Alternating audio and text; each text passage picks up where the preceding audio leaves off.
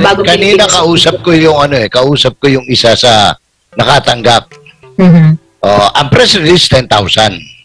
Pero ang tinanggap niya 4,600 lang. Ayun. So, doon pa lang meron ng pilfering sa actual. May pilfering pa doon sa certification. So, doble ang kita eh. Magandang gabi sa iyo, MJ, at konnichiwa sa ating pong mga nanonood dyan sa Japan na naghahanda naman para sa hakbang na maisog sa darating na Sabado. Good evening. Sabi ko nga, Sir Jay, pagpasensya niyo muna si Akbar at mukhang mahal ang bigas ngayon o may extra muna dyan sa maisog Japan. At nandun po siya ngayon sa Japan, Crisis eh. Well, unang-una, bago ang lahat, medyo hindi kagandahan yung simula ng ating gabi dahil I was hoping at lahat siguro ng mga Pilipino ay nagdarasal kanina na sana magtagumpay tayo laban sa Vietnam dito sa FIFA World Qualifying na ginaganap ngayon sa Hanoi. Pero apparently, as of this time, with barely 10 minutes to go, ang score ay nasa 2-1 na, lamang ang Vietnam. At kahit na tumabla pa tayo, ay we won't qualify in the FIFA World Cup, MJ. Ako, sad to say yan, Sir Jay. At sa basketball, nag-umpisa na ang PBA. Ang mga kabayan naman natin, ang mga boksingero, mga Bisaya, nag-ready na po ngayon para po sa Paris Olympics naman come July this year. At talagang umatikabo yung sports, yun na lang yung natitirang paksa na nakakaisa tayo mga Pilipino at hindi tinitilan yung ating mga political leanings, Correct. At saka ngayon, dapat nagbubunye ang mga taga San Ildefonso, Bulacan. Uy! Dahil for the second time, si Yuka Saso, ang anak ng San Ildefonso, ay muling nagkampiyon sa US Open.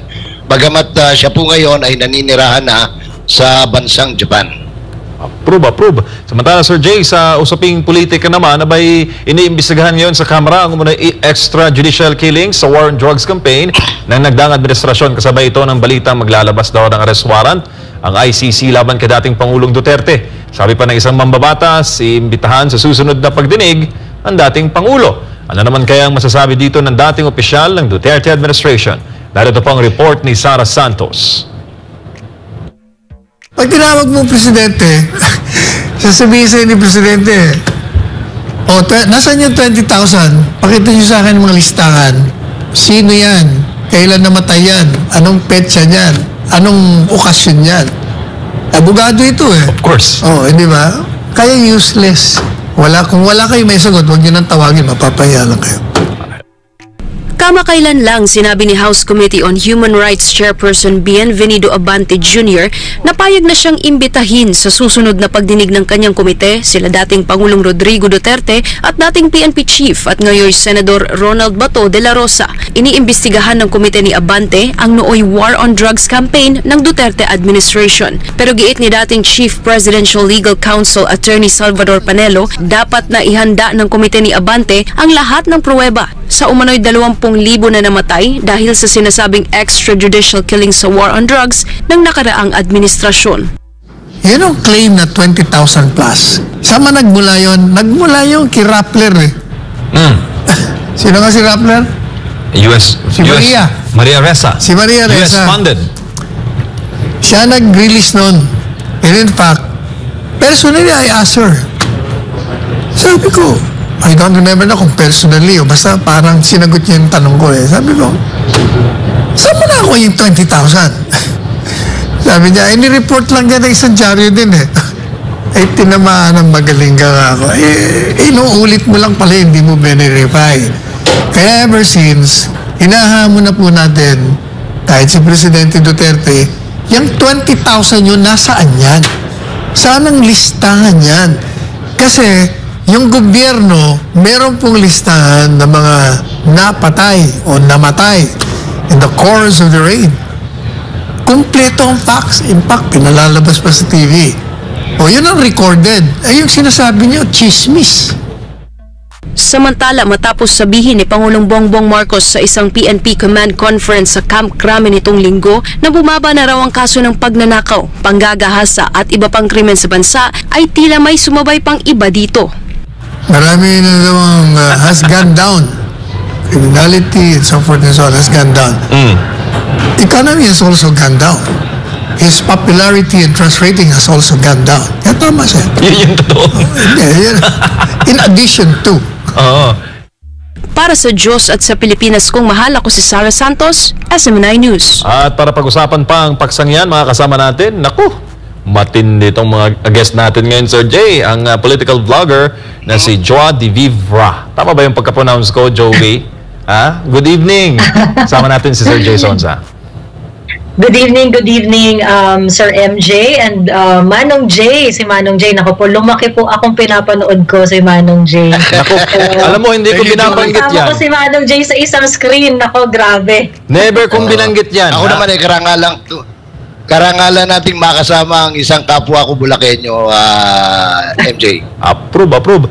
At sa dami po ng mga issue ngayon, latest po, may breaking news at i-confirm natin to dahil mayroon daw mga hakbang ang administrasyon para daw ipasuspend si Mayor Baste Duterte.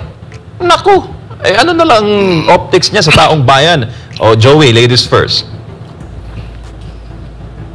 Very obvious kasi, Sir MJ, na yung mga hakbang na ginagawa ng gobyerno natin ngayon is really leading to make Duterte and the politics that they represent look bad.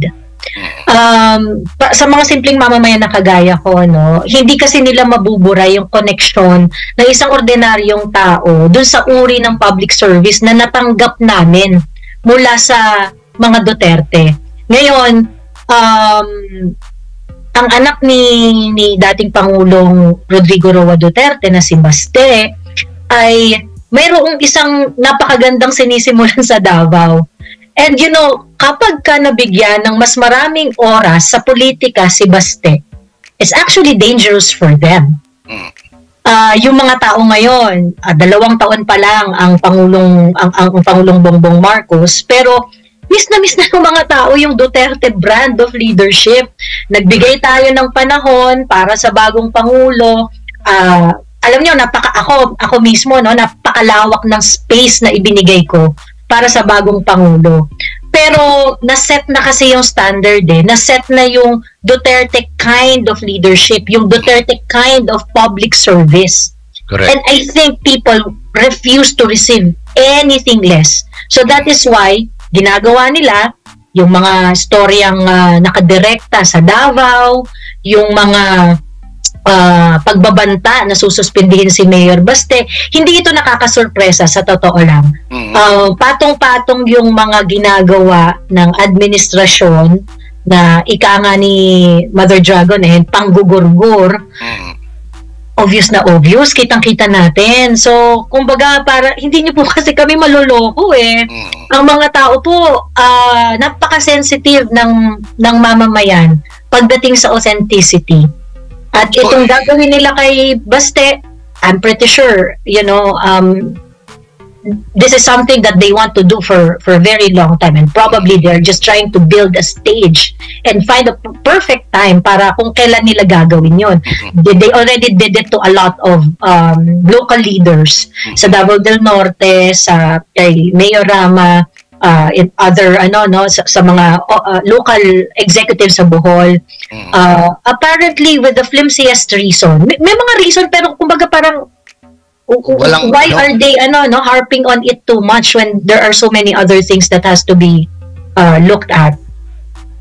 Joey, speaking of anong tawag nito, Mindanao or Davao, incidentally nandito sila sa Davao ngayon. Ako ay naagawi kanina. Alam mo, ugali ko pag umaga, ako'y naikot. Pagdaan ko dun sa Provincial Gymnasium ng Davao del Sur, nakita ko yung tarpaulin, sinlaki ng fasad ng Provincial Gym. Ang laki-laki ng mukha ni speaker, Pati yung kapal ng labi niya, sinlaki na nung gate ng opening nung gym . At itong hindi ko malaman kung nagkataon lang ba because ngayon nasa Davao del Norte sila nagpa-concert para dumami ang tao. Ang sabi ni Mr. Romualdez kanina, hihigitan nila yung bilang ng mga tao, 200,000 na nag-attend nung hakbang ng Maisog. Pero ang kanila sinasabi, mamimigay sila ng ayuda. Parang, sabi ko nga, hindi ko maintindihan anong relevance ng concert at saka yung ayuda. Of course, ang alam ko, dito bagsak na bagsak talaga yung trust and approval rating ni Mr. Marcos at saka ni Mr. Romualdez. Ayun nga Manong Jay, kasi we are now an ayuda nation. At sa totoo lang nakakatakot po na yung gobyerno natin, pinipili nila tayong mahalin sa pamamagitan ng pagbibigay ng ayuda. Alam niyo po, hindi naman ako naiintindihan ko na meron talagang mga sitwasyon na kailangan magbigay ng ayuda. Correct. Pero ang pagbibigay ng ayuda, dapat yung bibigyan pa rin natin ng dignidad yung mga taong nangangailangan. Hindi yung bibigyan mo sila ng ayuda kasi alam mo, gusto mo silang pumunta dyan sa event mo, gusto mo magmukhang marami, gusto mo magmukha kang popular. Correct. And alam po namin na yun po talaga ang inyong layunin. Kasi kung Manong Jay, sign ito ng insecurity ng gobyerno na hindi sila sure, napupuntahan sila ng tao, so kailangan magdala sila ng artista, kailangan magpa-concert sila. And yung mga ganitong bagay, lalo tayong sinasampal lalo na mga ordinaryong mamamayan, magkano na ang palitan ng piso? Magkano versus dollar, no? I think it's 58.71 kanina. Opo.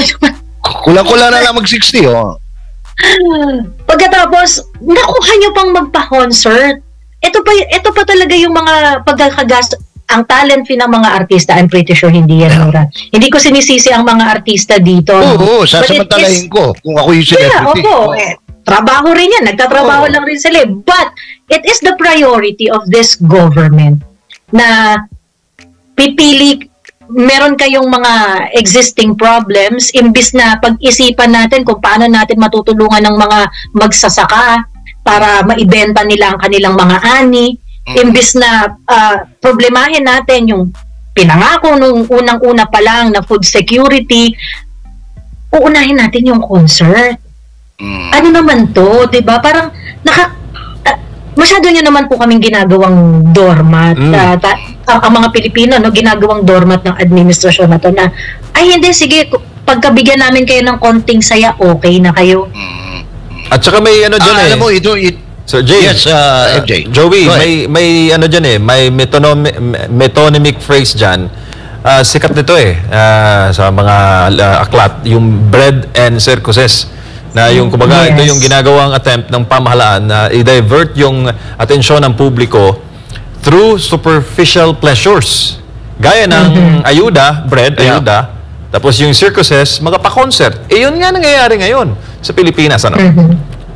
Alam mo, nung early 70s, nung katatapos lang, after the second year of martial law, talagang taghirap noon So, nagkaroon ng nasa gobyerno pa ako noon, batang-bata ako, nagkaroon ng parang approach yung gobyerno, yung bad times demand good times. So, na libre sila doon sa Pinoy movie. Kung matatandaan mo, panahon nila Yvonne Salcedo, nila Nympha, nila Merly Fernandez, yun. Walang noon, kung gaano sila ka-stricto, before, nagluwag sila. Pagkatapos, sumunod dyan, yung anong tawag nito, kung nagdala sila ng mga foreign artists, no? Ganon. Nung panahon na yon na hindi pa mulat masyado ang Pilipino, patok yun Ang problema ngayon, hindi na ito pwedeng pumatok dahil unang-una, malawak na ang kamalayan ng Pilipino. Tapos, meron pa social media na bawat kilos mo, documented dyan, may feedback ka agad. Napaka-interactive ng mga tao ngayon. Imagine, Pilipinas ang pinakamaraming Android. 79 million minimum. pag yan nakita mo, hindi ka pwedeng magsabi na anong tawag nito. Kapareho nyo kanina, ako, hindi ko alam na meron palang pamimigay ng ayuda rito because walang pasabi eh. Sinikreto lang nila lahat ng mga barangay officials, tanod, mga toda, kinuha nila, no? Pero, ang sinasabi nila sa press release ng PCO, para sa mga magsasaka ito at saka mangingisda. Ako, magsasaka ako. Mga kapitbahay ko rito magsasaka. Hindi itong kailangan, hindi ayudang ganito ang kailangan na magsasaka eh. Ang kailangan na magsasaka, number one, magandang variety ng seeds. No? Yung pwedeng high yielding. Tapos post-harvest facilities. No? Yan ang kailangan niya para kumita ng maayos yung magsasaka. Kasi anong bibigyan mo? Bibigyan mo sa 10,000. Magkano ngayon ang urea, ang potassium, yung pataba? Na dati tiga 800, tapos ngayon nasa 3,000 na. Ang layo. So, 3 sako lang mabibili mo. Kulang pa yun sa 1 hektarya. So, bali wala yun. Tapos bibigyan mo 15 kilos na bigas. Pag sinaing yan 1 linggo, ubus na yan. So, hindi na kaya makita mo ang reaksyon ng tao, iba na ngayon. Mulat na ang Pilipino eh. Manong Jay, ang problema rin dyan, kasi dahil nililipon nga po nila yung mga tao para magpunta sa mga ganitong klaseng event, ang dami ko pong mga nakausap kasi nagpunta rin po ako dyan sa Davao del Norte, kamakailan lang, at sa ibang parte sa Visayas at sa Mindanao. Marami rin po akong mga nakakausap ng mga followers ko na naka-attend ng mga ganitong klaseng event. Itong bagong Pilipinas Servicio Fair. Opo. Ito pong ginagawa nila na to. Napaka-common po nung experience na pupuntahan nila mga matatanda, mga lilipulit po kasi nila yung mga tao attend ng event. Maghapon pauupuin. Ilan na rin po yung mga nakausap ko na, Miss Joey, ang sakit sa puso kasi ginagawa kaming props dito. Correct. Pero kasi wala kaming choice. Gusto namin makuha yung pera. Gusto namin makuha yung share namin. So, while akala nila, pumupogi sila dito sa ganitong klaseng mga event, na hindi ko rin naman po talaga maintindihan, no? Kasi, imbis nagagastos daang milyon ang ginagastos nila kada Servicio Fair event, bagong Pilipinas Servicio Fair event, daang milyong piso ang ginagastos nila para raw maihatid ang mga certain government services, mailapit daw sa mga tao, aside sa pamimigay ng ayuda. Kung yung daang milyong piso na yan na ginagastos nyo para dyan sa pag-show off nitong mga pagpapabida nitong mga politikong to, ginagamit nyo para maging mas efficient yung mga services na, kasi po kasama dito sa Servicio Fair na to yung magpapakukuha ka ng birth certificate, magre-request ka sa PSA, yung mga ganon. Na kung tutuusin, ang dami-dami, ilan yung kukuha ng birth certificate dyan? Why don't you make it more efficient na dapat kahit saang parte ka ng bansa, kasi may online naman na po ngayon maglagay kayo ng mga online na request center sa kung saan-saan, doon yung ilagay yung pera para pagka kailangan nila yung serbisyo na yan, mabilis. Hindi ko alam kung ano yung gustong ma-achieve nitong bagong Pilipinas Servicio Fair na ito. Aside of course, doon sa goal nila na magmukhang pogi sa masa. Nakaka-alarma din po na nagbibigay sila at ginagawa rin nila mga ayudahan sa mga eskwelahan. Kasi nakakabahala yung pagbibigay nila ng impresyon na sila ay nagtatrabaho para sa ayan binibigyan nga namin siya at ang kaharap nila mga bata. And it's sending a wrong signal, no, sa next generation. Parang yes, sir. Parang ang pinopropagate mo anong tawag nito, yung dole out. Standard dole out ang gobyerno, dole out. Pero ako, may ewan ko if you will agree with some of the observations, Joey, na while on the surface, no, at face value, it's service delivery, pero meron siyang nakapailalim na ang basa nila, dito sila gumagawa ng pera. Because remember, hindi lang ito minsan nangyari na may umaray. Umaray yung Mindoro, umaray yung Tawi-Tawi. When they made a press release na nag-distribute sila worth 700 million. Pero nung kuwenwenta ng mga observers, including the mayors, yung mga LGUs, nasa 300 million lang yung naipamahagi. Sa ibaba. Or less. So, kung 700 ang kanilang sinertify as expenses, kasi dumadaan ito via Congress, hindi na the regular channel DSWD or labor where there is a pre and post audit. Dito wala certification lang So, malamang na ginagamit itong okasyon ito para magkamal ng mas marami pang pera from the pocket of the government. Para mag-pilfer po ng budget, para mag-pilfer ng pera, 700,000, tapos ang bababa, 300,000 lang. Correct. At alam po ito sa mga komunidad. Lahat po ng mga pinuntahan ng Pilipinas, Bagong Pilipinas Servicio Fair, lahat po ng pinuntahan nila, pinangako sa kanila 10,000. Ilang buwan na po akong naghahanap, Manong Jay. Pakitaas ka ako ang kamay ng mga naka-receive dyan ng 10,000. Either naka-receive sila ng 10,000 pero hindi sila entitled doon. Or yung 10,000 na dapat makatanggap ay hindi 10,000 ang kanyang natanggap. Yun lang po. Yun lang po parati ang istorya ng buhay dito sa Bagong Kanina Pilipinas. kausap ko yung isa sa nakatanggap. Ang press release 10,000. Pero tinanggap niya 4,600 lang. Ayun. So, doon pa lang meron ng pilfering sa actual. May pilfering pa doon sa certification. So, doble ang kita